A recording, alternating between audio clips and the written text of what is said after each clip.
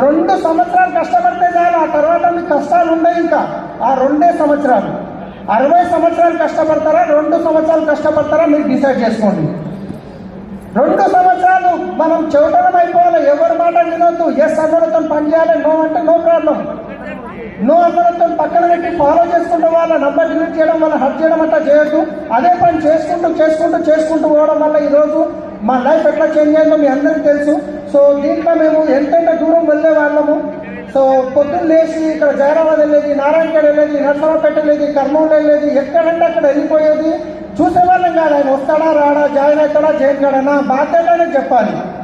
ఎంత ఎక్కువ ప్లాన్లు చెప్తే అంత తొందరగా మీరు సక్సెస్ అవుతారు. నేను ఒకటే కమిట్మెంట్ మళ్ళీ ఒకటే విషయం చెప్తున్నా. 2 సంవత్సరాలు చాలా మంది ఏం చేస్తారంటే ఫుల్ సీరియస్గా ఉంటారు. ఎస్ నాకు ఎట్లన్నా కావాలా సార్, చాలా కష్టాలు ఉన్నా, ₹1,00,000 కావాలి అని అంటారు.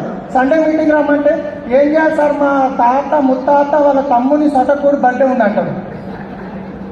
సో మీటింగ్ రమ్మంటే రీజన్లు చెప్తారు. పక్కన పెట్టండి. మా ఇంట్లో చిన్న పిల్లలు ఉండే, మా పిల్లల్ని మేము ఇంట్లో పెట్టి బయట గేట్కి తాళం వేసి తాళం చేసి జైలు చేసుకొని మీటింగ్ పోయేది, గంట ఫోన్ చేసేది పిల్లలు ఏం చేస్తున్నారని. చిన్న ఉండే మా పిల్లలు మాటితో మాటలు ఉండే. కానీ ఈరోజు మేము ఆ రోజు అంత కన్సిస్టెన్సీగా మ్యాసివ్ యాక్షన్గా పనిచేసాం కాబట్టి ఈరోజు మా పిల్లలు ఏది అడిగితే అది ఇప్పగలుగుతున్నాం. నేను ఐఫోన్ తీసుకున్నాను చెప్పి మా వైఫ్కి ఇప్పిస్తే మా పాప ఇంటికి వచ్చినాక డాడీ మంచిగా ఉందంటే నడువు అని చెప్పి ఇక్కడ తీసుకుపోయి ఎట్లా మన కూరగాయలు తీసుకున్నట్టు ఫోన్ తీసుకొచ్చి ఎంత సంతోషం అనిపించింది. సో ఇదే మీకు కావాలంటే కనుక పని స్పీడ్ చేయండి.